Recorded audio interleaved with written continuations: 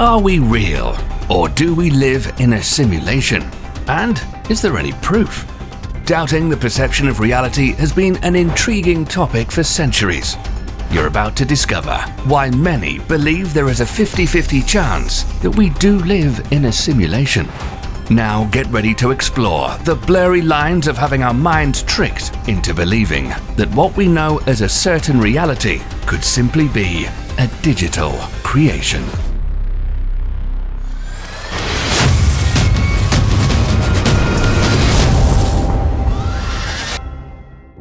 For those who don't know what the simulation theory is, it's the concept that we're all virtual beings living in some kind of computer simulation, much like the setting in some sci-fi movies like The Matrix. And it's no surprise that the subject keeps coming up over and over again, considering the current radical development and speed of advanced technology. You might be wondering where this hypothesis originated, and it's probably not what you think. In fact, we need to go as far back as ancient China, when Taoist philosopher Zhi Huangqiu had a dream and wrote that he was a butterfly with no recollection of his human form. In the dream, he was exploring the world, fluttering through the air without a care. Suddenly, Qiu awakens and pinches himself to see if he was dreaming, and realizes he's human after all. Or is he? Could it be that he was a butterfly dreaming about being a human? The important thing here is that Zhi Huangqiu wrote that he believed his experience was a transformation of consciousness and awareness. One exists in reality and the other is an illusion, leading one to wonder, which one is which? Fast forward to the modern age, a Sweden-born philosopher by the name of Nick Bostrom made several proposals based entirely around post-human civilization. He published a paper called "Are You Living in a Computer Simulation?", which put forth the question, and we quote, "If there was a substantial chance that our civilization will ever get to the post-human stage and run many ancestor simulations, then how come you're not living in such a simulation?" Since Bostrom published his work, there's been intense public speculation and debate about the nature of reality. In 2016, Elon Musk was on stage at Recode's Code Conference when The Verge co-founder Josh Topolsky was about to ask him if he thought our existence was simulated. Musk jumped in real quick and began explaining an example that we've gone from the very first video game, Pong, to massively multiplayer online games that have photorealistic graphics with millions of simultaneous players. And now we're going onto a new genre of virtual and augmented reality games, which he believes will become so realistic that it'll be hard to tell what is real and what is not. Now, whether you're a fan of Elon Musk, he did have a point when he said that if we assume any rate of improvement at all, then games would become indistinguishable from reality. He went on and said that even if the rate of improvement drops by 1,000 from what it is now, and imagining we're 10,000 years into the future, which is nothing on the evolutionary scale, the odds we're living in base reality is 1 in billions. The scary thing is that Elon Musk said that if a civilization stops advancing, then it's likely due to a calamitous event that erases civilization. Musk said that there are two options.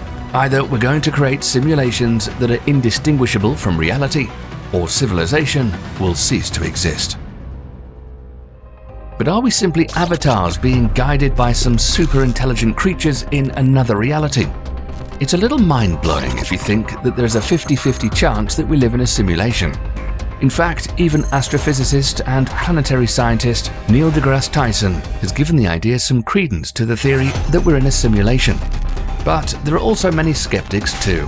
Another physicist by the name of Frank Wilczek argued that there is too much wasted complexity for our world and universe to be simulated. Building complexity requires energy and time.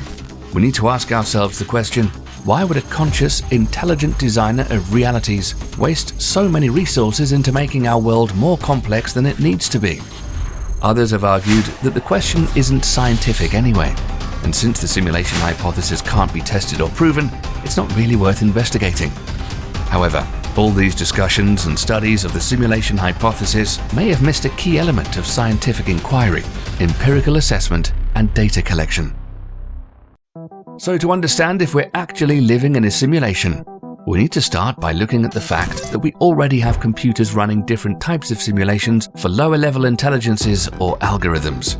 To visualize this, imagine these so-called intelligences as NPCs or non-player characters that you'll find in many massively multiplayer online role-playing games.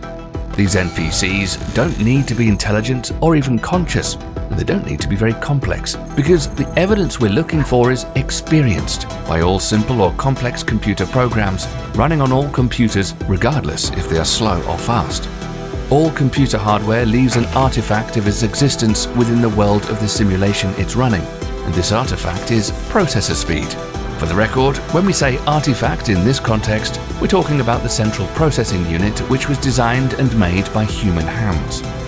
Imagine for a moment you're a software program running on a computer. The only artifact of the hardware supporting you is the processor speed. All other laws you would experience would be the laws of the simulation or the software you're part of. If you were a sim from SimCity or a character in something like World of Warcraft, these would be the laws of the game world. However, anything you do to push the simulation would also be considered by the processor speed, no matter the laws of the game. In other words, the processing speed dictates a physical reality onto the operation that's detached from the simulated reality of the operation itself. And no matter how complete the simulation is, the processing speed would limit the operations of the simulation. That said, if we do indeed live in a simulation, then our universe should also have an artifact. Therefore, we need to look at some properties of our universe to figure out exactly what this artifact could be. It would have to be an artifact that presents itself in the simulated world as an upper limit. Also, the artifact cannot be explained by underlying mechanistic laws of the simulated universe. It would have to be accepted as an assumption or given within the operating laws of our simulated universe. And the last thing is that the artifact or anomaly would be absolute, no exceptions. Now that we've defined some properties of the artifact, we'll give you a few seconds to see if you've already guessed what this artifact in our universe might be. If you guess the artifact is the speed of light, then pat yourself on the back. It surely fits the properties and the limit of the artifact in a simulation running on any computer, and it remains the same regardless of observer speed. It's defined as a maximum limit, and so far, it's unexplainable by the physics of the universe, and it certainly is absolute. Therefore, we could easily come to the conclusion that the speed of light hardware artifact proves we live in a simulated universe. This brings up an interesting observation about the nature of space in our universe. If we are indeed living in a simulation, then the space is an abstract property written in code. In other words, it's not real. Considering our universal speed limit, this is probably why we're not able to move from galaxy to galaxy, because they might not be real either, and we have no way to reach them, ever. But this isn't the only thing that proves we might be living in a simulation. The most likely clue might be hiding right in front of our eyes, or rather, behind them. To explain this, imagine a character from a role-playing game such as The Sims or World of Warcraft. The algorithm that represents the character and the algorithm that represents the game environment which the NPC operates in is intertwined on many levels. However, if we assume that the character and the environment or game world are separate, the non-player character doesn't need a visual projection of its point of view to interact with the environment.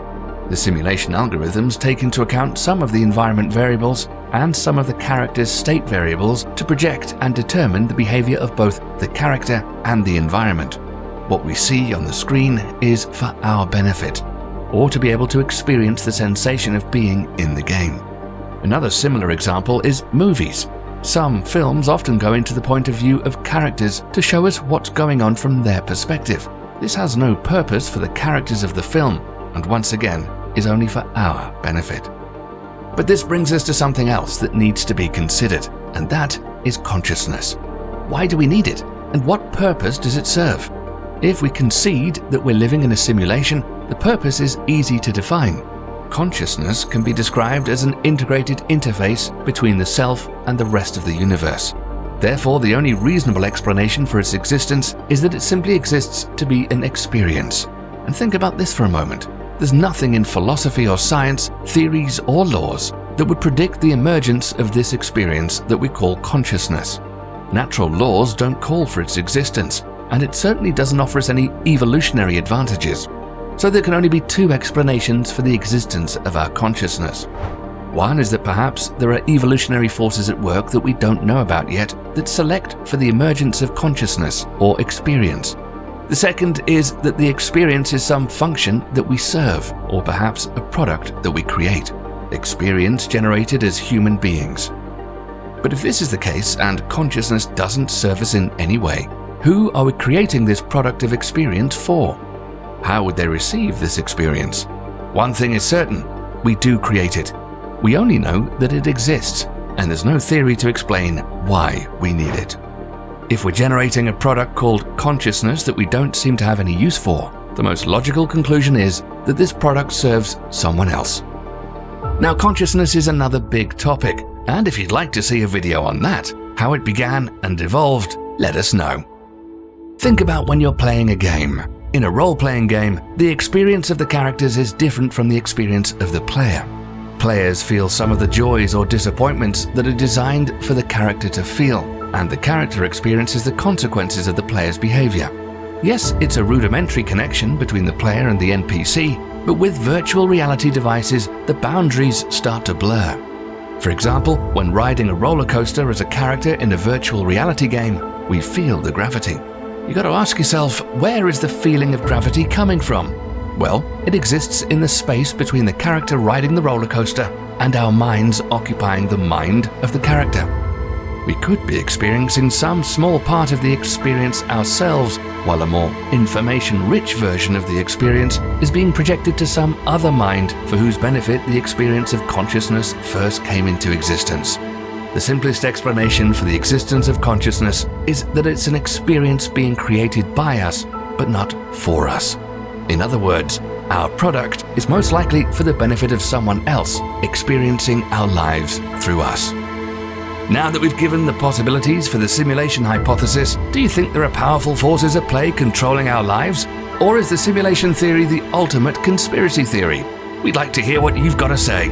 If it's true, then all we can do is come to terms with the reality of the simulation and make the best of it. Thanks for watching.